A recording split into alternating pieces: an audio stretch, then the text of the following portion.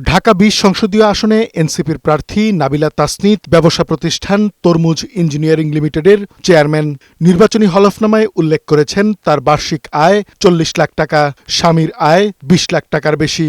নাবিলার সম্পদের বর্তমান মূল্য ৪ কোটি ৭৩ লাখ টাকার বেশি। তার স্বামীর ৯০ লাখ টাকার সম্পদ আছে। শিক্ষাগত যোগ্যতা স্নাতকোত্তর।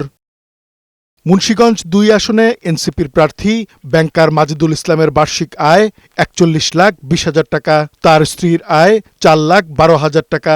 মাজিদুল ইসলামের ১ কোটি ৫ লাখ টাকার সম্পদ আছে জানিয়েছেন হলফনামায়। তার স্ত্রীর সম্পদের মূল্য ১ কোটি ১ লাখ টাকা।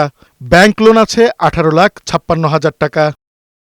নোয়াখালী ২ আসনে এনসিপির প্রার্থী সুলতান মোহাম্মদ জাকারিয়া মজুমদারের বার্ষিক আয় ৫০ লাখ টাকা। শিক্ষক সুলতান মোহাম্মদ হলফনামায় অস্থাবর সম্পদের বর্তমান মূল্য জানিয়েছেন ১ কোটি ২১ লাখ টাকা। লক্ষ্মীপুর ১ আসনে এনসিপির প্রার্থী মাহবুব আলম পেশায় ব্যবসায়ী, বার্ষিক আয় ১৫ লাখ টাকা। তার অস্থাবর সম্পদের বর্তমান মূল্য ১ কোটি ১০ লাখ টাকা হলফনামায় উল্লেখ করেছেন। শিক্ষাগত যোগ্যতা স্নাতকোত্তর। পার্বত্য বান্দরবান আসনে এনসিপির প্রার্থী আবু সাইদ মোহাম্মদ সুজাউদ্দিনের পেশা ফ্রিল্যান্স সাংবাদিক, তার বার্ষিক আয় ১৯ লাখ টাকা। হলফনামায় সম্পদের পরিমাণ দেখিয়েছেন ৮১ লাখ টাকার বেশি। কাজী ফরিদ, বৈশাখী সংবাদ, ঢাকা।